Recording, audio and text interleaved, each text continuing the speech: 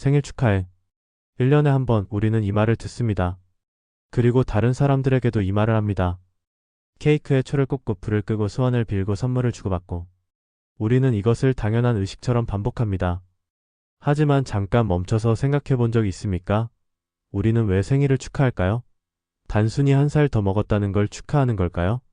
그렇다면 왜 나이 드는 것을 축하해야 할까요? 오늘 이 영상에서는 생일의 진짜 의미를 탐구해 보겠습니다. 그리고 어떻게 하면 진심으로 누군가를 감동시킬 수 있는 생일 메시지를 전할 수 있는지 알아보겠습니다. 20분 후 당신은 생일 축하해라는 평범한 말을 완전히 다르게 이해하게 될 것입니다. 그리고 다음에 누군가의 생일을 축하할 때 당신의 한마디가 그 사람의 인생에서 잊지 못할 순간이 될 것입니다. 시작하겠습니다. 먼저 근본적인 질문부터 시작하겠습니다. 생일이란 무엇입니까? 사전적 정의로는 사람이 태어난 날입니다. 하지만 이것은 표면적인 의미일 뿐입니다. 철학적으로 생일은 훨씬 더 깊은 의미를 가집니다. 생일은 당신이 존재하기 시작한 날입니다. 이 우주에 당신이라는 고유한 존재가 나타난 날입니다. 당신이 태어나기 전 이 세상에는 당신이 없었습니다. 당신의 웃음, 당신의 생각, 당신의 목소리, 당신의 존재, 이 모든 것이 없었습니다. 그리고 당신이 태어난 그날 세상이 변했습니다. 아주 작은 변화일 수도 있습니다. 하지만 분명히 변했습니다. 한 쌍의 부모에게는 자녀가 생겼습니다. 형제 자매에게는 동생이나 언니 오빠가 생겼습니다. 조부모에게는 손자가 생겼습니다. 그리고 앞으로 만나게 될 모든 사람들에게 아직 알지 못하지만 언젠가 중요한 존재가 될 사람이 세상에 나타났습니다. 이것을 다른 관점에서 볼까요? 만약 당신이 태어나지 않았다면? 이것은 단순한 가정이 아니라 실제로 생각해 볼 가치가 있는 질문입니다. 영화 멋진 인생을 아십니까? 주인공 조지 베일리는 자신이 태어나지 않았다면 세상이 어땠을지 보게 됩니다. 그리고 깨닫습니다. 한 사람의 존재가 얼마나 많은 것을 바꾸는지. 당신도 마찬가지입니다. 당신이 없었다면 당신의 부모님은 당신을 키우며 느낀 그 모든 기쁨을 경험하지 못했을 것입니다. 물론 고생도 있었겠지만 그 사랑과 행복도 없었을 것입니다. 당신의 친구들은 당신과 나눈 그 모든 추억을 만들지 못했을 것입니다. 당신과 함께 웃고 울고 이야기했던 그 순간들, 그것들이 없었을 것입니다. 당신의 연인이나 배우자는 당신을 만나지 못했을 것입니다. 당신과의 사랑, 그 특별한 관계가 없었을 것입니다. 당신의 자녀가 있다면 그들은 태어나지도 못했을 것입니다. 심지어 당신이 길에서 우연히 도와준 낯선 사람, 당신이 미소 지어준 카페 직원, 당신의 작은 친절에 힘을 얻은 누군가, 이 모든 순간들이 없었을 것입니다. 한 사람의 존재는 파급 효과를 만듭니다. 나비 효과처럼 당신이라는 존재는 이 세상에 수많은 변화를 만들어냅니다. 그러니 생일은 단순히 나이를 먹는 날이 아닙니다. 생일은 당신이 이 세상에 선물로 주어진 날입니다. 당신이라는 선물이 포장을 풀고 세상의 모습을 드러낸 날입니다. 영어로 생일을 버스데이라고 하지만 독일어로는 GBURTSTAG, 즉 탄생의 날이라고 합니다. 프랑스어로는 ANNIVRSAI를 기념일이라는 뜻입니다. 언어가 달라도 공통점이 있습니다. 생일은 특별한 날이라는 것, 축하받을 가치가 있는 날이라는 것입니다. 그렇다면 우리는 왜 생일을 축하해야 할까요? 나이가 드는 것을 축하하는 게 아닙니다. 존재 자체를 축하하는 것입니다. 당신이 태어났다. 당신이 여기 있다. 당신이 존재한다. 이것을 축하하는 것입니다. 이제 실질적인 부분으로 들어가겠습니다. 어떻게 하면 진심으로 감동을 주는 생일 메시지를 전할 수 있을까요? 먼저 대부분의 생일 메시지가 왜 공허한지 살펴보겠습니다. 생일 축하해. 생일 축하합니다. 해피 버스데이. 이런 메시지들은 나쁘지 않습니다. 하지만 특별하지도 않습니다. 1000명이 보낸 메시지 중 하나일 뿐입니다. 기억에 남지 않습니다. 왜일까요? 이유는 간단합니다. 개인적이지 않기 때문입니다.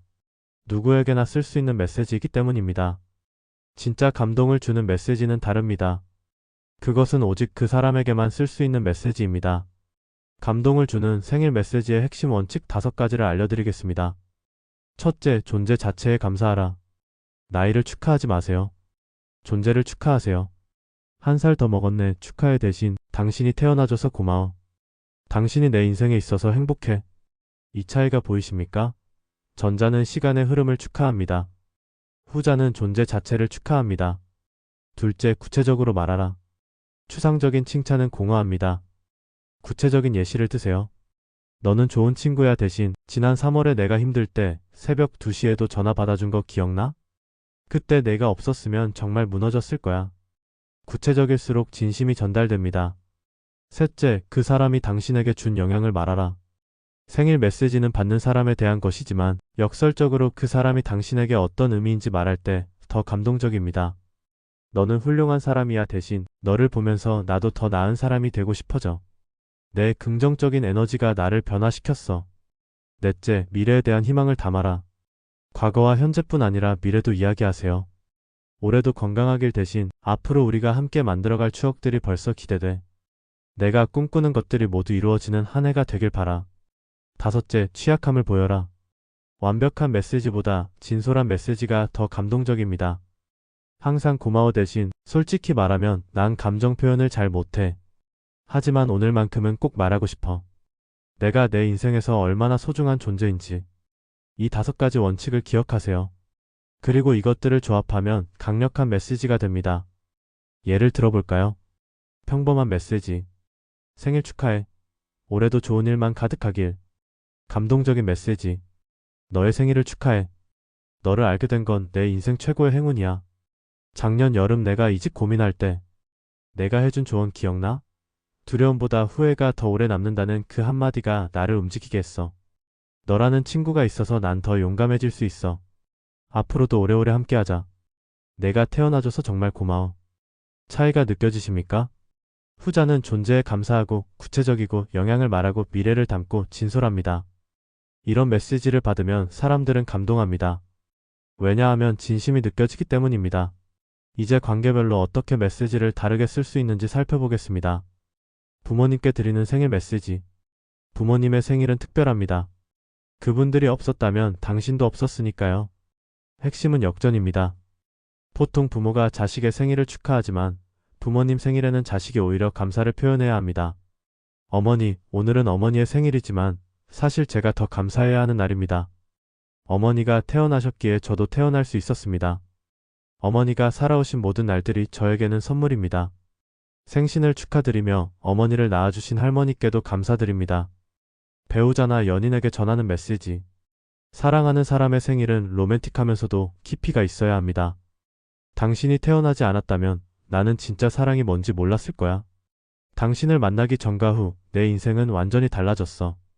당신이 존재해줘서 고마워. 당신의 생일은 나에게도 특별한 날이야. 당신이라는 기적이 이 세상에 온 날이니까. 친구에게 보내는 메시지. 친구 관계는 선택한 가족입니다. 혈연이 아니지만 선택으로 맺어진 인연입니다. 친구야, 내 생일을 축하해. 우리가 우연히 만난 게 아니라 필연이었다고 믿어. 내가 이 세상에 태어나지 않았다면 내 인생은 훨씬 더 지루하고 외로웠을 거야. 너와 나는 모든 순간들이 내 인생의 보물이야. 내가 존재해줘서 고마워. 자녀에게 전하는 메시지. 자녀의 생일은 부모에게도 특별한 날입니다. 그날 부모가 되었으니까요. 사랑하는 아들, 딸, 오늘은 내가 우리에게 온 날이야. 내가 태어난 그날 엄마 아빠는 세상에서 가장 큰 선물을 받았어. 내가 자라면서 보여준 모든 순간들이 우리에게는 기적이었어.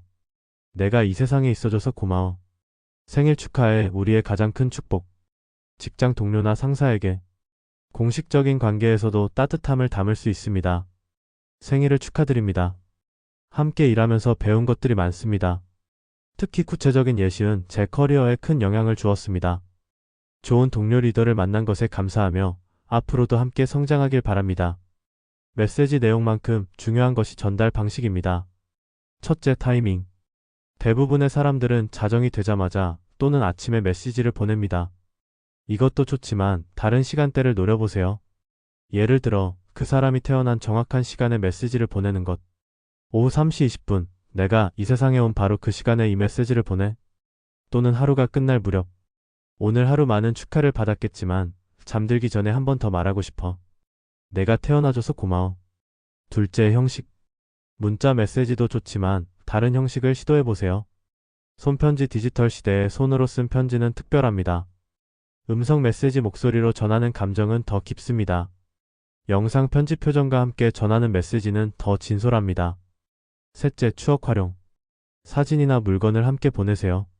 이 사진 기억나? 5년 전 우리가 처음 만난 날. 그날 너를 만난 게 내 인생 최고의 행운이었어. 넷째, 공개적 vs 사적. 관계와 상황에 따라 선택하세요. SNS에 공개적으로 축하하는 것도 의미 있지만 때로는 사적인 메시지가 더 감동적입니다. 특히 깊은 내용은 1대1로 전하는 것이 좋습니다. 감동을 주는 메시지만큼 피해야 할 메시지도 알아야 합니다. 첫째, 나이 언급 금지. 벌써 40이네, 이제 늙었네 같은 말은 절대 금물입니다. 나이는 민감한 주제입니다. 특히 여성에게 더욱 그렇습니다. 둘째, 부정적 회상 금지. 작년에 힘든 일이 많았지만 같은 말은 피하세요. 생일은 축하의 날입니다. 과거의 고통을 상기시키지 마세요. 셋째, 의무적인 메시지 금지. 1년에 한 번이니까 연락한다 같은 느낌이 들면 안 보내는 게 낫습니다. 진심이 없으면 차라리 보내지 마세요. 넷째, 비교 금지. 작년보다 나아 보여 같은 말은 오히려 상처가 될 수 있습니다. 절대적 칭찬을 하세요. 상대적 비교는 하지 마세요. 다섯째, 너무 짧거나 형식적인 메시지. 치읓 생축 같은 축약어는 성에 없어 보입니다. 최소한의 정성은 담으세요. 지금까지 생일의 진짜 의미와 감동을 주는 메시지에 대해 이야기했습니다. 핵심을 다시 정리하겠습니다. 생일은 단순히 나이를 먹는 날이 아닙니다. 그 사람이 이 세상에 선물로 주어진 날입니다. 감동을 주는 메시지의 5가지 원칙. 존재 자체에 감사하라. 구체적으로 말하라. 그 사람이 당신에게 준 영향을 말하라. 미래에 대한 희망을 담아라. 취약함을 보여라. 그리고 관계에 따라, 형식에 따라 메시지를 조정하되 항상 진심을 담으세요. 마지막으로 하나만 더 말하고 싶습니다. 생일 메시지는 받는 사람만을 위한 것이 아닙니다. 보내는 당신에게도 선물입니다. 감사를 표현하는 것, 사랑을 전하는 것, 소중함을 말하는 것. 이 모든 것이 당신의 인생도 풍요롭게 만듭니다. 우리는 모두 언젠가 마지막 생일을 맞이합니다. 그날이 언제일지 아무도 모릅니다. 그러니 지금, 오늘 소중한 사람들에게 진심을 전하세요. 당신이 태어나줘서 고마워. 당신이 여기 있어줘서 행복해. 당신은 이 세상이 받은 가장 소중한 선물이야. 이 말을 듣지 못한 사람이 얼마나 많을까요? 이 말을 하지 못하고 후회하는 사람이 얼마나 많을까요? 오늘부터 바꾸세요. 다음 생일에는 진심을 담은 메시지를 보내세요. 그 한마디가 누군가의 인생에서 잊지 못할 순간이 될 것입니다. 그리고 당신도 그 순간을 함께 기억하게 될 것입니다. 생일은 축하받는 사람만의 날이 아닙니다. 그 사람을 사랑하는 모든 사람들의 날입니다. 당신이 누군가에게 당신이 태어나줘서 고마워라고 말할 수 있다는 것, 그 자체가 축복입니다. 이 영상이 도움이 되셨다면 좋아요와 구독 부탁드립니다. 그리고 댓글로 여러분만의 감동적인 생일 메시지를 나눠주세요. 마지막으로 이 영상을 보고 있는 당신에게도 말하고 싶습니다. 당신이 태어나줘서 고마워요. 당신이 여기 있어줘서 행복합니다. 당신은 이 세상이 받은 소중한 선물입니다. 감사합니다.